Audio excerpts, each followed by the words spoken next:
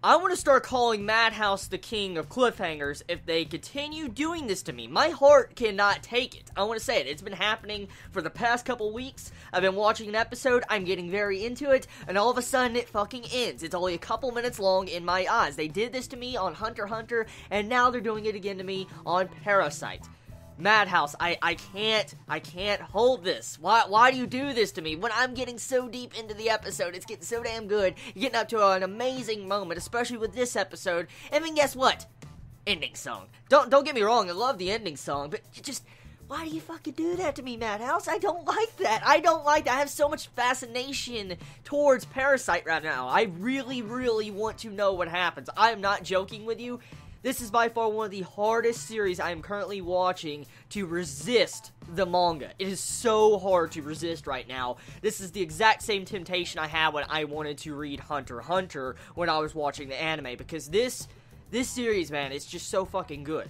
Oh, it is my type of series. The psychological elements of it, the way the character is progressing, Migi and Izumi's, character relationship, overall... This series, it is getting better and better and better by the week.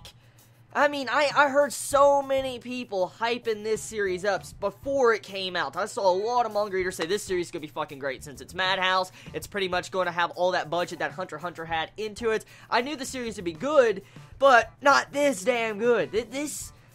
It's just, the more it progresses, I know for a fact there's probably a lot of anime-only watchers such as myself that is just having those spots like it is so hard to wait till next week for the next episode. I know I can't be the only one that is having a hard time resisting right now. So, this week's episode of Parasyte continues off where the cliffhanger left us at last week. Thank God. God. That cliffhanger, man. Let's just take a moment to say how bad that cliffhanger was last week. That was one of the worst cliffhangers of the series thus far. This is a bad cliffhanger this episode, but not as bad as last week's. This week's episode, we find out how Izumi lives. Now, I knew for a fact, a majority of us knew that Izumi would probably live. It's obvious. He's the main character. I did not expect him to die. If he did die, I would have been like, holy shit, if he would have died. But he didn't die, and I kind of expect him to live. I was more into the factor of how would he live. That's what I wanted to know. And with this episode, it sets up a new Izumi.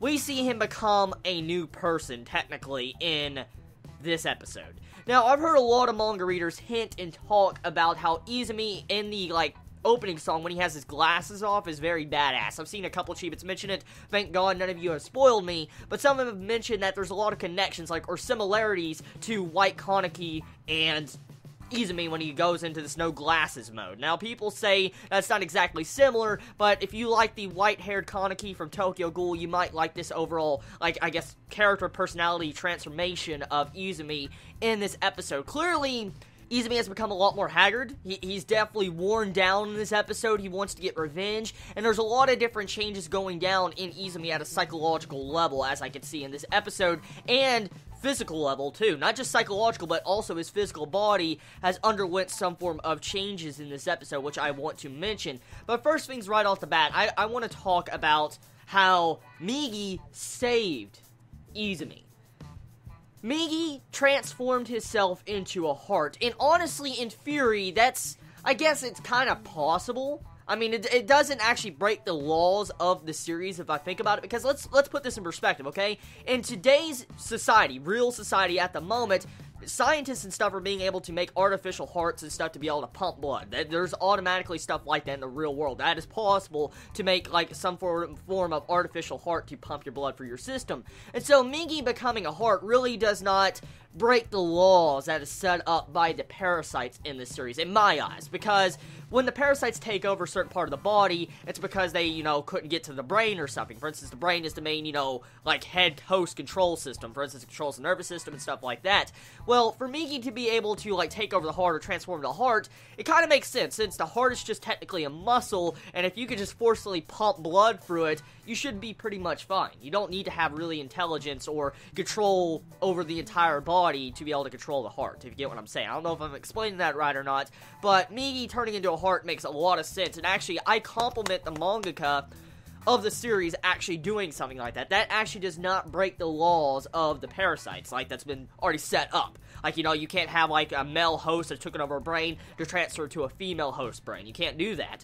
But with this, it makes a lot of sense. I'm kind of curious, though, if it's possible for Migi to kind of, like, grow other limbs back. Not just, like, his right arm. Is it possible Migi could possibly heal wounds and stuff? I mean, since he technically can become a heart, I mean, this opens up a big gateway to different things that maybe Migi can do for Izumi. Like, I mean, if he can become a heart, he might be able to become some form of, like, I guess, skin that can recover a wound. Like, you see a scar on Izumi that's straight through him on the back and chest, and it kind of reminds me of One Piece a little bit. I don't know if I'm the only one that realized that, but anyways, you see this scar on Izumi, and you can clearly see that Migi can heal him very fast. And so it brings up the question, can Migi heal other wounds on Izumi's body when they pop up? Let's say he gets a gunshot in the future, okay? Let's say about towards the end of the series he gets a gunshot in him. Or maybe next episode, he gets shot with a gun. Is it possible Migi can actually heal it if it's somewhere else? Like, let's say it's on his leg. Can Migi heal that?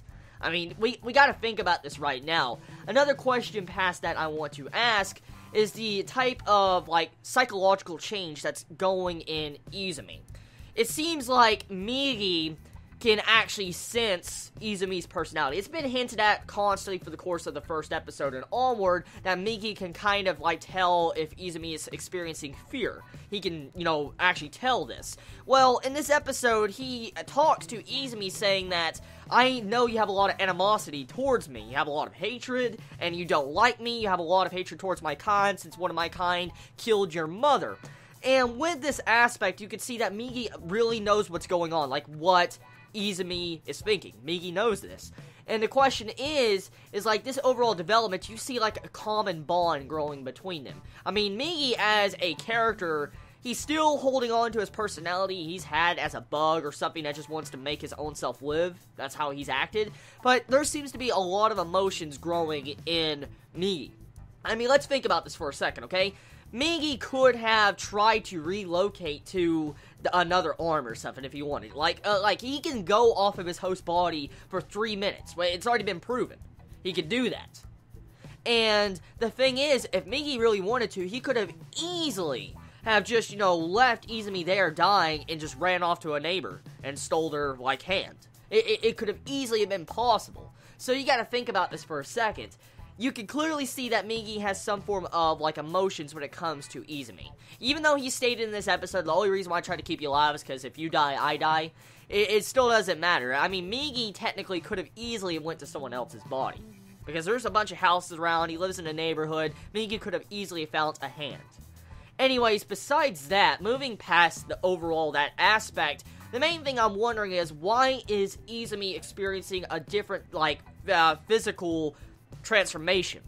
He clearly in this episode shows a lot of different attributes that he did not have last episode and before that, even at the beginning of the series. A lot of manga readers told me that Madhouse changed, like, the main character Izumi. Like, they changed his appearance. Like, he wasn't supposed to have glasses. As I heard from a bunch of manga readers before the first episode ever aired, a bunch of manga readers said he shouldn't have wore glasses, his character appearance was changed. And I think now I understand why they did that. They tried to show it to where his overall, I guess, physical, like, attributes changed in this episode, because whatever Migi did when he became his heart and was pumping blood, clearly Izumi, like, transformed. Like, he now has, like, these new abilities. Like, he can sense people coming near him. That's what he actually talks about in this episode. Like, when he's sitting in a room and it's just 4 walls, and he's, like, in that hotel, if I think, and he's just sitting there, and he actually hears someone coming up the steps, coming to his door, and he hears that.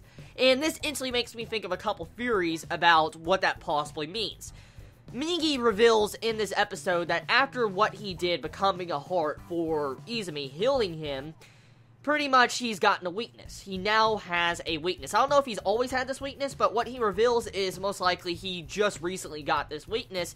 Ever since he's healed Izumi, he's been constantly sleeping for 4 hours. For instance, he cannot wake up. He will automatically go to sleep for 4 hours, and he cannot wake up, he cannot sense nothing, he is pretty much just a right hand at that time, and so Izumi is by himself for 4 freaking hours, and this can lead into a lot of troublesome events in the future. I know for a fact that's going to lead into a lot of things. I mean, what if a parasite, a smart parasite, learns about this weakness of Migi, they'll instantly fuck up Izumi when he doesn't have Migi helping him.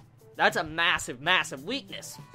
Past that entire bit, the reason why I think Migi is changing too, for Migi to let Izumi know this, is actually a major, like, trust between the two. Let's just say Izumi hated Migi, okay, wanted to kill Migi still. Migi telling him this information, it actually risked his life. Because in those 4 hours that Migi is asleep, Izumi could cut off his arm and fuck up Migi. Migi can be gone in those 4 hours. So Migi took a big risk trying to reveal this weakness to Izumi, but he said he trusted him a little bit, and you also can see that Izumi doesn't really hold any hatred or animosity towards Migi. So that overall, you're starting to see a little bit of a progression with their personality and overall their, like, development between each other. Now, getting back onto the factor of, like, the senses, like how Izumi was able to sense things. Okay, so, as we know, Migi goes to sleep for 4 hours. He says he cannot sense nothing. Like, he can't sense nothing or anything. Well, I think, my theory, is that in those 4 hours that Migi is asleep and cannot wake up, Izumi can hear things and sense things. Because in this episode, it's demonstrated that, you know, Izumi can sense things and hear things. He has greater eyesight. He can run fucking faster. He can jump higher. I mean, all of his physical abilities have changed. Drastically improved. And so I feel like maybe when Migi is asleep, he might actually be stronger. It's a possibility. Or maybe he can do the things that Migi could do when Migi is asleep.